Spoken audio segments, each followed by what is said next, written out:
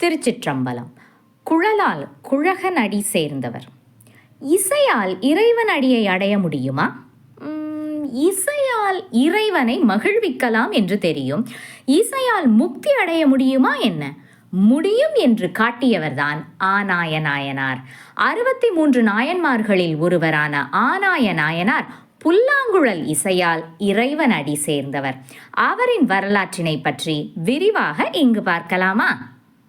ஆனாய நாயனார் இவருடைய பெயரிலே நேரடி பொருளும் உண்டு, மறைமுக பொருளும் உண்டு. நேரடி பொருள் என்னவென்று பார்த்தால், ஆ என்றால் பசு, நாயன் என்றால் தலைவன். பசு உள்ளிட்ட மாடுகளை மேய்க்கும் போது அவற்றின் தலைவராக விளங்கியவர் நம் ஆனாய நாயனார். ஆகவே அந்த பெயர் வந்திருக்கலாம். மறைமுகமான பொருள், ஆன்மாக்களாகிய பசுக்களின் தலைவன் சிவபெருமான் என்பதனை குறிக்கும் வகையில் சிவபெருமானின் நாமமாகவும் இதனை நாம் பார்க்கலாம். சரி, பெயர் தெரிந்துவிட்டது. எந்த ஊர் இவருக்கு என்று பார்க்கலாமா? மேற்கு மழநாட்டில் உள்ள மங்கலம் எனும் ஊர் இவருடைய ஊராகும். இந்த ஊர் தற்போதைய திருச்சி மாவட்டம் லால்குடி தாலுகாவில் இருக்கும் திருமங்கலம் எனும் ஊராகும்.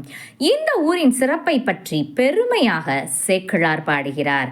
நாயன்மார்களை பற்றி பேசும் பொழுது சேக்கிழாரின் பெரிய புராண வரிகளை புறம் தள்ளிவிட முடியாது. வெங்கதிர் தங்கம் விளங்கிய மேன்மழ நன்னாடாம் அங்கது மண்ணின் அருங்கலமாக அதற்கே ஒரு மங்கலமானது மங்கலமாகிய வாழ்மூதூர்.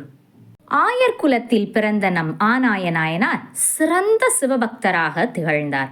ஈசனின் பஞ்சாட்சர மந்திரத்தை எப்போதும் ஓதிக்கொண்டே வந்தார். அவருடைய வேலை சிவபெருமானுக்கு பஞ்சகவியம் அளிக்கும் பாக்கியம் பெற்ற பசுக்கூட்டங்களை மேய்ப்பது ஆகும். சிவபெருமானின் புனிதமான திருநீற்றினை அள்ளித்தரும் புண்ணியம் பெற்ற பசுக்களை மேய்ப்பது தனக்கு புண்ணியமான செயல் என்றுதான் கருதினார் நம் ஆனாய நாயனார்.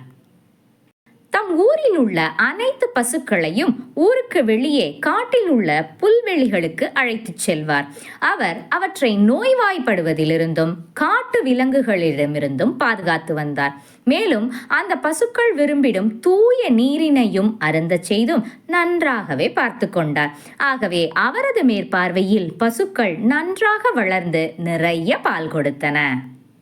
மாடுகள் மேயும் அந்த இடைப்பட்ட காலத்தில் தான் சிவபெருமானை நினைத்து தியானம் செய்ய வேண்டும் என்று எண்ணினார்.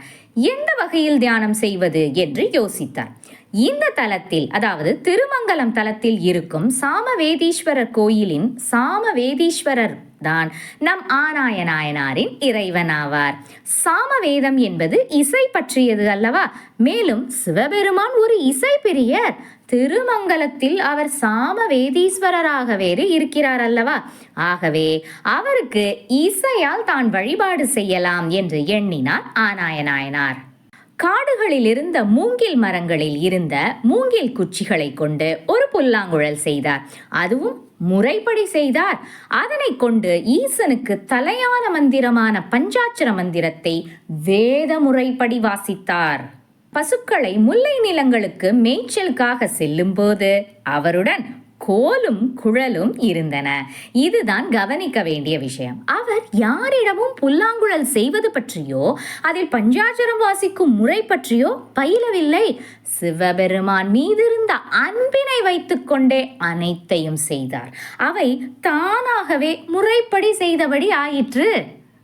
பழமையான நான்மறைகளில் இசைக்கலையை பற்றி சொல்லிய வகையில் அமைத்து பாடினார் ஆனாய நாயனார். பாருங்கள், வேதங்கள் பயிலாமலே ஈசன் மீது அன்பு கொண்டதனால் புல்லாங்குழல செய்து இசை வாசித்துள்ளார். அதுவும் முறைப்படி அனைத்தையும் செய்துள்ளார் நம் ஆனாய நாயனார்.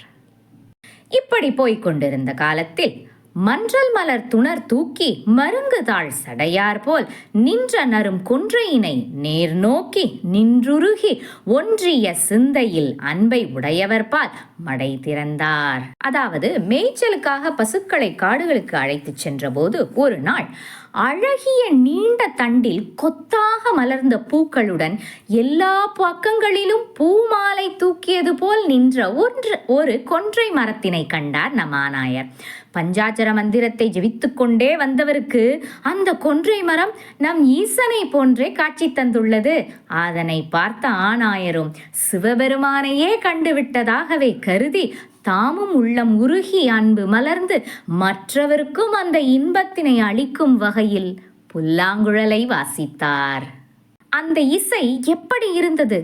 அன்பு ஊறி அது மேலும் பொங்கி எழுகின்ற அமுதம் போல இருந்தது. இவ்வுலகில் உள்ள அனைத்து உயிர்களின் எலும்புகளும் உள்ளே கரைந்து உருகுமாறு செய்யும் இனிய இசையாகவே இருந்தது. இந்த இனிய இசையினை கேட்டு பல உயிரினங்கள் அங்கே அவர் அருகே வந்தன. பசு கூட்டங்கள் புற்களை மேய்ப்பதை விடுத்து அங்கே வந்தன.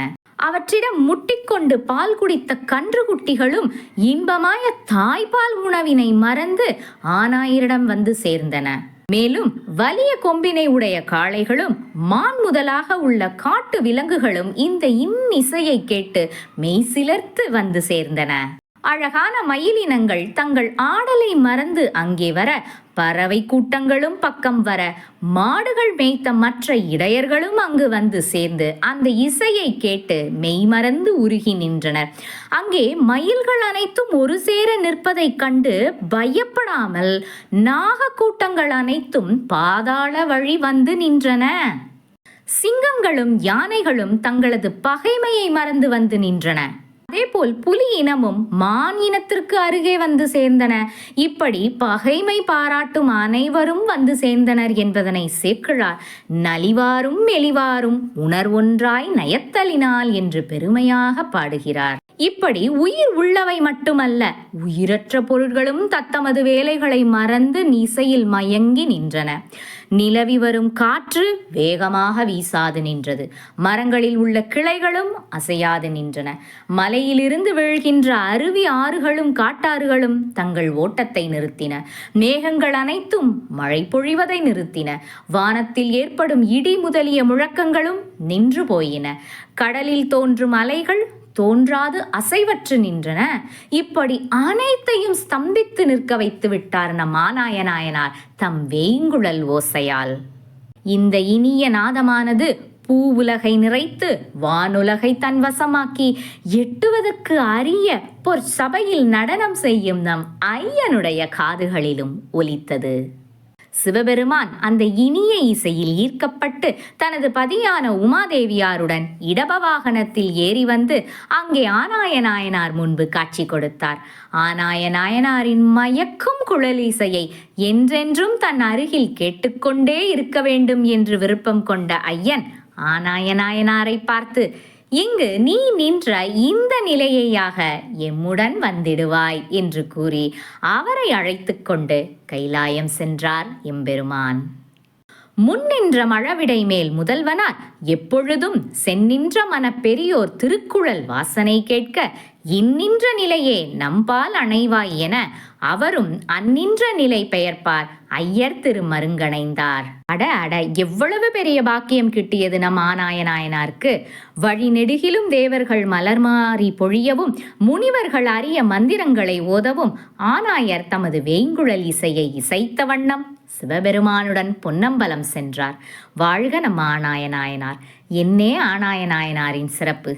இவ்வளவு சிறப்புகள் கொண்ட ஆனாயனாயனாரை அலைமலிந்த புனல்மங்கை ஆனாயர்க்கு அடியேன் என்று சுந்தரமூர்த்தி நாயனார் தனது திருத்தொண்ட தொகையிலே பாடுகிறார். அலை என்றால் அலைவரிசை, அதாவது ஃப்ரீக்வன்சி என்று ஆங்கிலத்தில் சொல்லுவோம் அல்லவா, அது. புல்லாங்குழலிலிருந்து வரும் இசையினை அலை என்று சுந்தரர் குறிப்பிடுகின்றார். புனல் என்ற சொல்லுக்கு குழாய் வடிவில் இருக்கும் ஒரு பொருள் என்ற ஒரு அர்த்தமும் உள்ளது. அலைத்தன்மை பொருந்திய குழல் என்கிறார். அடுத்து மங்கை என்பதனை ஆனாயனாயனாரின் ஊரான திருமங்கலத்தை குறிப்பிடுகின்றது. ஆகவே திருமங்கலத்தை சேர்ந்த அலைவரிசை பொருந்திய புல்லாங்குழலை வாசித்த ஆனாயருக்கும் தான் அடியேன் என்று சுந்தரமூர்த்தி நாயனார் திருத்தொண்ட தொகையிலே பாடுகின்றார். சிவநாமங்கள் எல்லாவற்றிலும் சிறந்த பஞ்சாட்சரத்தினை வேங்குழலினால் வாசித்ததால் பெரும் பயனை பெற்றார் நம் ஆனாயனாயனார். ஈசனது திருவடிகளையே பற்றி கொண்டு மற்ற எதையுமே சிறிதும் பற்றாத இந்த நாயனார் அந்த திருவடிகளில் எல்லையில்லாத அன்பை வளர்த்து கொள்வதற்கு இசை கீதமே சிறந்தது என்று எண்ணியதால் தான் பஞ்சாட்சரத்தினை வேங்குழலால் வாசித்து இறைவன் அடியை பற்றினார். மேலும் இந்த கீதநாதம் இறைவனை மட்டும் மட்டுமின்றி அனைத்து உயிர்களையும் இசைமயமாக்கி கசிந்து உருகச் செய்தது பெரும் வியப்பு ஆகும். இசைக்கு உருகாதார் யாரேனும் உண்டோ? மேலும் திருநாவுக்கரசர் பெருமான் கூறுவார், அளப்பில கீதம் சொன்னாருக்கு அடிகள் தாம் அருளுமாறே என்று. ஆம், இறைவன் மீது எல்லையில்லாத பாடல்களை பாடுபவர்களுக்கு இறைவன் அருளும் வகைகள் எல்லையில்லாதன. இதை நமக்கு நிரூபித்து காட்டியிருக்கிறார் ஆனாய நாயனார். ஆம், அவர் முறையாக இசை பயிலவில்லை, முறையாக குழல் செய்யவும் பயிலவில்லை. ஆனால் ஆண்டவன் மீது கொண்ட அளவற்ற அன்பால் அனைத்தும் தானாகவே கைகூடியது. அவர் இறைவனை மட்டுமே நினைத்திருந்தார். தனது இசையை இறைவனுக்காகவே வாசித்தார்.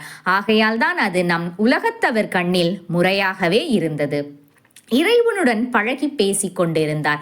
நாமும் ஆனாயரை போலவே இறைவனுக்காகவே அன்பு கொண்டு காதல் செய்யும் பொழுது நாம் செய்யும் அனைத்துமே நல்ல முறையில் நிச்சயம் மாறும்.